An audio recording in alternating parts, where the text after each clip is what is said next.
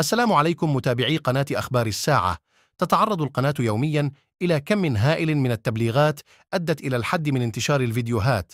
المرجو منكم دعم قناتكم التي تعنى أولاً وآخراً بالدفاع عن المغرب وتنوير الرأي العام بكل ما يتعلق به بخطوات بسيطة هي كالآتي: تسجيل الإعجاب بالفيديو، الاشتراك في القناة، وتفعيل التنبيهات، ثم التعليق على الفيديو، وشكراً. Sans vous citer. Et à chaque fois, il vous répond. Le chef de la 5e colonne, non? Voilà, la 5e colonne. Et puis, non, il reprend votre déclaration. L'Algérie ne va pas s'effondrer. Celles et ceux qui ont dit que l'Algérie va s'effondrer, elle ne s'est pas effondrée, elle ne va pas s'effondrer. Donc, vraiment, il utilise, à chaque fois, il essaie de vous répondre. Il se fixe comme mission, comme si c'était un défi pour lui de vous prouver que vous avez eu tort. Est-ce que vous avez eu tort aujourd'hui quand on voit ce qui se passe pendant les élections? Je suis étonné que 4 ans après mon départ, je continue à susciter autant d'intérêt à Alger, parce qu'aujourd'hui je suis plus rien. Donc ça m'étonne que cette obsession de Xavier Driancourt que vous signaliez. Mais je crois que oui, je ferai le même diagnostic, parce que je dirais même que l'Algérie va plus mal aujourd'hui qu'elle n'allait quand j'ai quitté Alger fin 2020. Hein. Vous avez peut-être lu un article dans Le Monde qui paraît ce soir, je crois, et qui décrit la situation intérieure en Algérie, les prisonniers politiques. Je crois que quelqu'un disait qu'il y a 225 prisonniers politiques, alors que la thèse officielle, c'est qu'il n'y a pas de prisonniers politiques en Algérie. Les haragas continuent, passent par l'Espagne, les gens veulent se barrer, l'économie ne va pas très bien et l'Algérie est très isolée diplomatiquement. Ils sont brouillés à mort avec le Maroc. Avec la Libye, ça ne va pas beaucoup mieux parce que les troupes de Haftar sont vers le sud algérien. Au Sahel, ce n'est pas terrible non plus, avec le Mali et avec le Niger. Et les Émirats arabes unis, c'est la guerre ou la guerre froide. Et avec la France, voilà, il y a des difficultés. Donc, les succès diplomatiques ne sont pas au rendez-vous. Les succès économiques ne sont pas non plus... Alors, on va parler justement de la France. Oui. Malgré le fait qu'il y a eu des crises, c'est la première fois, peut-être, je ne sais pas si vous serez d'accord avec moi, c'est la première fois que l'État algérien a rappelé à 4 reprises son ambassadeur. Oui. Ça s'est passé en 2020, ça s'est passé en 2021, ça s'est passé en février 2023. J'ai tenu la comptabilité. Voilà, 4 reprises. Et malgré ça, on a l'impression que Emmanuel Macron et Abdelmadjid Tebboune sont amis. On a bien vu ce qui s'est passé au G7 en Italie, les appels téléphoniques, etc.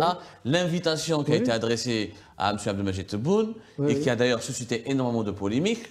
Alors, les deux présidents se sont parlé le 11 mars. Tebboune est invité officiellement, il a été invité officiellement fin septembre, début octobre. Oui, mais à ce moment-là, l'élection algérienne était prévue en décembre. Justement, c'est ce que j'allais... Donc, non mais honnêtement, M. Driancourt. Donc c'était... Alors, mais honnêtement, est-ce que les Français ne savaient pas que le régime algérien, que Tebboune voulait organiser une élection présidentielle anticipée? Parce qu'ils se parlent le 11 mars, et le 21 mars, Tebboune annonce l'organisation d'une élection présidentielle anticipée, et alors que sa visite était programmée au préalablement le 11 mars, fin septembre, début octobre, c'est-à-dire après les élections présidentielles en Algérie, anticipées. Est-ce que franchement les Français n'ont pas eu l'information? Est-ce que les Algériens ou les dirigeants algériens, je ne sais pas si c'est M. Tebboune qui l'a dit directement à M. Macron, mais est-ce qu'il n'y a pas eu dans les canaux officiels ou officieux, les Algériens n'ont pas prévenu leurs homologues algériens, français que nous allons organiser une élection anticipée? D'où l'invitation. D'où l'invitation qui a été réservée à Tebboune, parce qu'habituellement, et ce que beaucoup reprochent d'ailleurs à la diplomatie française, on ne peut pas inviter un président qui est en fin de mandat.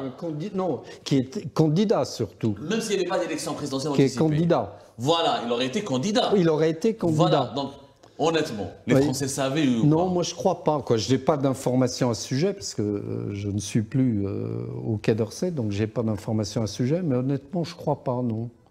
C'était quoi le chute alors? Je ne crois vraiment pas. Je crois que le président Macron a fait un pari sur l'Algérie dès 2017. Ça a commencé avec sa phrase sur la colonisation, crime contre l'humanité. Et pendant tout son premier mandat et pendant les 2 premières années de son mandat actuel, de son 2e mandat, il a fait beaucoup de gestes vis-à-vis de l'Algérie. Il y a on peut passer là-dessus, mais il y a tous les gestes dits mémoriels, il y a voilà, le fait qu'il soit allé 3 jours à Alger et à Oran en fin 2022, en août 2022.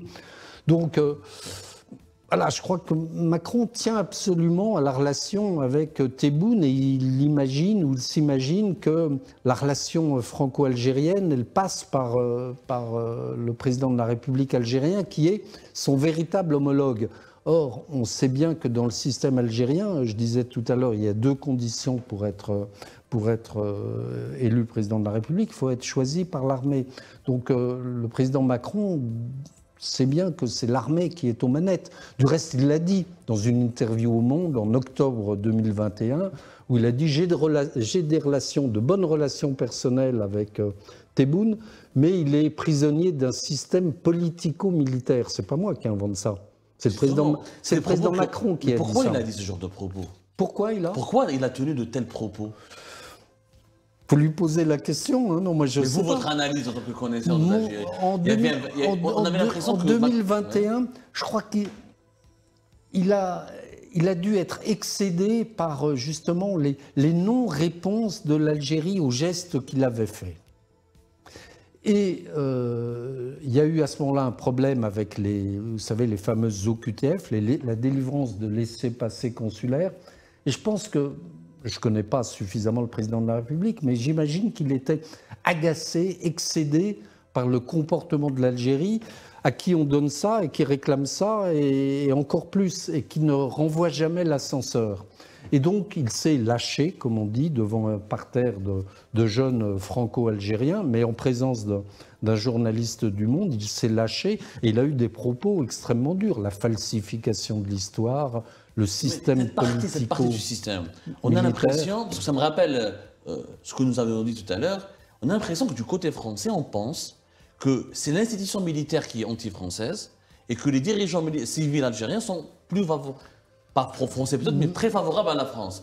Est-ce que cette équation, elle est réelle? Est-ce que le problème du régime de l'Algérie avec la France, c'est qu'il y a une partie militaire et sécuritaire qui est anti-française? Oui, ça, je crois qu'il y a une partie du système militaire qui est anti-française et violemment anti-française, et qui d'ailleurs aujourd'hui a une sorte d'agenda commun avec les islamistes, qui pour d'autres raisons sont anti-français. Mais globalement, je dirais que le système algérien, c'est-à-dire les autorités algériennes, pour simplifier, sont quand même plutôt anti-françaises, oui. Et là, les récents événements sur le Sahara occidental, ou le mouvement sur le Sahara occidental au mois d'août, le 30 juillet plus exactement, a sans doute accentué cette rancœur du côté algérien. Alors justement, on vous a vu au Maroc récemment, au mois de juillet, comme par hasard, vous étiez au mois de juillet au Maroc.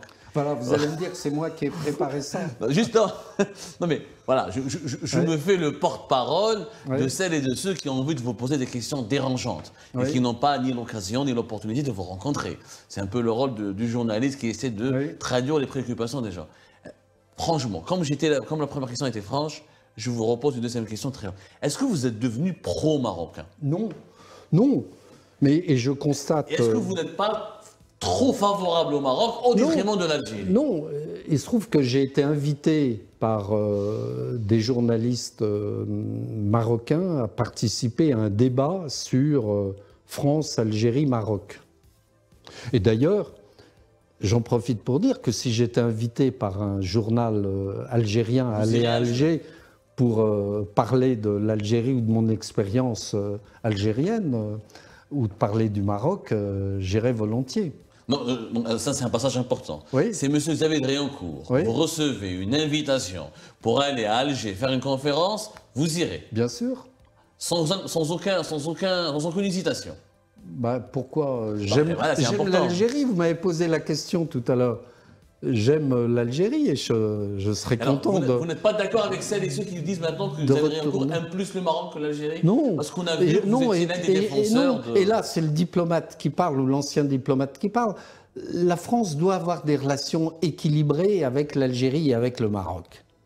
Alors, Chirac avait réussi à faire un parfait équilibre entre Algérie et Maroc. Il allait passer ses vacances au Maroc, à Taroudante. Il connaissait bien Hassan II. Il a eu de très bonnes relations avec le roi Mohamed VI, qu'il a un peu piloté, si je peux dire. Et puis, il avait d'excellentes relations avec Bouteflika. Bouteflika est venu en visite d'État à Paris en 2000. Chirac est allé 3 fois en Algérie, après les inondations, après le tremblement de terre qu'il y avait eu à Boumerdès. Donc Chirac avait parfaitement réussi à avoir cet équilibre entre Algérie et Maroc. Et je pense, là c'est le diplomate qui parle, on est obligé d'avoir des relations avec l'Algérie et le Maroc. Alors donc les Marocains m'ont invité à participer à un débat et à... Est-ce que cet équilibre devrait passer par une reconnaissance de la souveraineté marocaine sur honnêtement. Mon analyse personnelle, mais c'est vraiment purement personnel, mon analyse personnelle, c'est que, encore une fois, je pense que le président de la République, il y a 2 éléments à prendre en compte. Je pense que le président de la République a constaté que le pari qu'il a fait sur l'Algérie, dont on parlait tout à l'heure, que le pari était perdu. Que le système algérien, comme il dit, le système politico-militaire était anti-français et ne renvoyait pas l'ascenseur. Donc je crois que, comme en 2021, là, avec cette interview au Monde, je crois que Emmanuel Macron s'est dit, bon, bah, décidément, il n'y a rien à tirer du côté de l'Algérie. Deuxièmement, avec le Maroc a très subtilement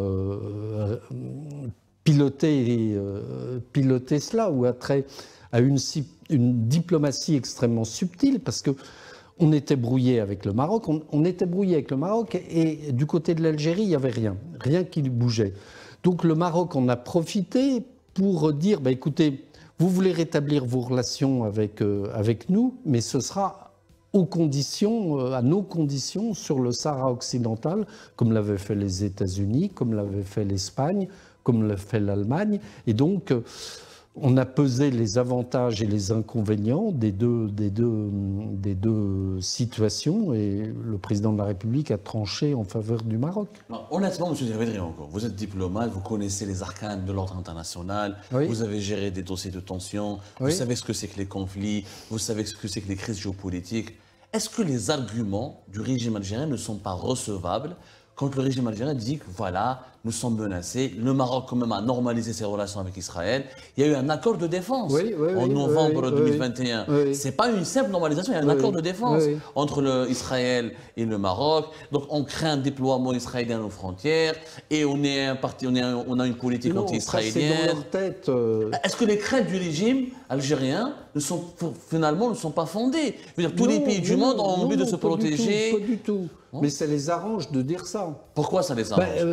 Qui aimerait être menacé, être en danger? De désigner un ennemi, même si c'est pas vrai, c'est formidable. De dire c'est la main de l'étranger, c'est la faute de l'étranger. Israël ne serait pas l'ennemi de l'Algérie selon vous? Elle ne va pas nuire à l'Algérie s'il y a un accord de défense avec le Maroc? Israël n'est pas l'ennemi de l'Algérie, je crois pas. Israël, il y a eu... Regardez, je suis en train d'écrire un livre sur l'Algérie, sur l'histoire de l'Algérie, et je me suis plongé dans les archives pour étudier la place de la communauté juive en Algérie. Et d'autres que moi, qui sont beaucoup plus savants que moi, comme Benjamin Stora, par exemple, qui est lui-même de Constantine. Il y avait une place très importante de la communauté juive en Algérie. Aujourd'hui, il n'y a plus de juifs en Algérie. Il y en a très peu. Il y en a une dizaine. Voilà. Oui, mais il y en avait officiellement déclaré. Il y en avait 150 000. Oui, il y avait Roger Hanna qui venait. En 1962, il y avait Attali. Voilà. Regardez le nombre d'hommes politiques français qui ont un lien avec l'Algérie. Jean-François Copé, Jacques Attali, Éric Zemmour, bien sûr. Et bien d'autres. Et bien d'autres. Donc. Voilà, je crois qu'il n'y a pas de, il faut avoir des relations équilibrées avec les deux. Donc le régime algérien, quand il se dit qu'il est victime d'une posture internationale qui lui est totalement hostile, il a tort. Mais non, mais ça l'arrange de désigner un ennemi. Alors tantôt c'est la France, tantôt c'est le Maroc. La France, c'est permanent. Le Maroc, depuis un certain nombre d'années, c'est permanent également. Demain, ce sera peut-être, je ne sais pas qui. Les foyers de tension qui sont aux frontières de l'Algérie, la Libye, divisée, la Tunisie, sur la voie d'une faillite financière et économique, le Sahel qui s'est retourné complètement, déploiement de Wagner et des Russes, etc., une lutte armée, etc., Israël et des accords de défense avec le Maroc. Tout ça, ce n'est pas des foyers de tension qui sont palpables, réels. Ils ne pourraient pas faire peur. Si la France était, par exemple, à la place de l'Algérie, si vous étiez président d'un pays à la place de Tebboune, vous étiez président d'une Algérie qui est entourée de foyers de tension, vous n'auriez pas des inquiétudes, vous n'auriez pas des hantises, des angoisses? Vous n'auriez pas peur de... Non, je vous retourne la question, Abdou Semar, et si j'étais président de l'Algérie, je m'interrogerais sur ma responsabilité et la responsabilité de l'Algérie dans la création de ces foyers de tension. Pourquoi est-ce que l'Algérie, qui était très proche des pays du Sahel, très proche du Mali, Bouteflika lui-même avait passé un certain temps au Mali, on l'appelait Bouteflika le malien, je crois. Ouyaria avait été ambassadeur algérien au Mali. Pourquoi est-ce que avec le Sahel aujourd'hui ça ne marche plus? Avec le Maroc, voilà, pourquoi est-ce qu'il y a des querelles, une crise comme ça avec le Maroc? Je m'interrogerais sur la conduite de la diplomatie algérienne et la responsabilité de l'Algérie dans ces foyers de tension. Est-ce qu'il y a une différence selon vous entre Bouteflika et Abdelmadjid Tebboune? Est-ce qu'à l'époque de Abdelaziz Bouteflika, c'était maintenant mieux? Est-ce que vous arriviez à la France dialoguer davantage, plus sereinement avec l'Algérie de Bouteflika qu'avec l'Algérie de Tebboune? En clair, est-ce que vous préférez l'Algérie de Bouteflika à l'Algérie de Tebboune? Ah non, ce sont deux choses différentes. Vous me demandez à votre dernière question, est-ce que vous préférez Tebboune à Bouteflika ou Bouteflika à Tebboune? C'est pas comme ça que ça se pose. On traite avec les gouvernements qui sont en face. Il n'y a pas de choix de notre part. Je ne sais pas si c'était plus simple, la diplomatie de Bouteflika. Il y a eu aussi des crises avec l'Algérie du temps de Bouteflika. Pendant mon premier mandat à Alger, en 2008-2009, ça a été une longue période de crise à propos de l'affaire, je ne sais plus comment il s'appelait, le chef du protocole qui avait été... Hasni, voilà, qui avait été arrêté à Marignane, à l'aéroport. Voilà, on l'avait accusé d'être l'un des tueurs de la ferme etc. Elle avait un procès ici en France. Voilà, donc tout n'a jamais été très, très simple. Mais je constate qu'effectivement, en ce moment, il y a une relation particulièrement sinueuse, sinusoïdale, avec l'Algérie. Un jour ça va, le lendemain ça va pas. Vous le disiez vous-même, l'ambassadeur d'Algérie a été rappelé 4 fois. Donc voilà, je dis toujours, c'est le CAC 40. Il y a des périodes où ça va bien, la relation monte, et puis après ça retombe, ça remonte, ça retombe. Alors, vous avez dit tout à l'heure, pour conclure, même si on aimerait s'entretenir avec vous pendant des heures. On espère vous revoir bientôt parce que vous êtes une mine d'informations. Et encore une fois, Xavier Driancourt ne dit pas tout. J'espère qu'un jour vous allez dire beaucoup plus que ce que vous en savez ou beaucoup plus que ce que vous voulez dire. Mais vous avez dit tout à l'heure que vous n'êtes pas anti-algérien. Alors, est-ce que c'est possible de faire des propositions constructives? Comment aller de l'avant avec l'Algérie? Comment aller de l'avant avec l'Algérie? Et est-ce que vous arrivez de faire du lobbying auprès des dirigeants français pour essayer d'aller de l'avant justement en Algérie? Et il y a une élection présidentielle qui se déroule. Quel est votre regard sur cette élection? Et est-ce que vous pensez que dans les 5 années à venir, ça pourrait changer positivement pour l'Algérie? Je vais jouer à Madame Soleil. Bon, je ne donne pas de conseils aux dirigeants français qui ne m'en demandent pas. Du reste, je ne suis pas sollicité pour donner un avis, je suis juste un observateur de ce qui se passe en Algérie. Je vous rappelle encore une fois les 2 conditions que j'évoquais tout à l'heure pour être élu en Algérie. Et il y a un 3e paramètre qui est le plus important, sans doute, ce qui est le taux de participation. On verra ce que ce sera. Alors il sera peut-être de 20, 30, 35%, et puis on dira c'est 55% pour que ça soit pas un score à la soviétique. Vous pensez que ça va tricher, que le régime algérien va tricher, ne va pas dire la vérité sur son score de participation? Encore une fois, il faut donner une apparence de démocratie à l'élection présidentielle. Donc il ne faut pas faire un score soviétique. Il ne faut pas faire 90% de participation et 95% en faveur de tel ou du candidat qui gagnera les élections. Je ne sais pas qui gagnera les élections. Donc il faut faire une apparence de démocratie. Mais en même temps, il faut donner il faut faire semblant d'un concours démocratique, alors d'avoir des lièvres, comme on les appelle, d'avoir un taux de participation qui soit honnête, mais on ne va pas le faire. Vous êtes en train de nous dire que cette élection n'est pas crédible, ce que vous êtes en train de nous dire. Clairement, pour vous, les élections... C'est votre interprétation, mais... Non, je vous pose la question, d'après ce que je comprends en tout cas. J'ai assisté à plusieurs élections en Algérie et je me souviens d'un jour... on avait fait au sein de l'ambassade des paris sur le taux de participation et le taux de victoire du candidat. Et un des membres de l'ambassade nous avait donné pile poil le chiffre. Ah, c'est bizarre ça. Il avait une source. Donc, pile poil. Ça doit être un gars des services secrets.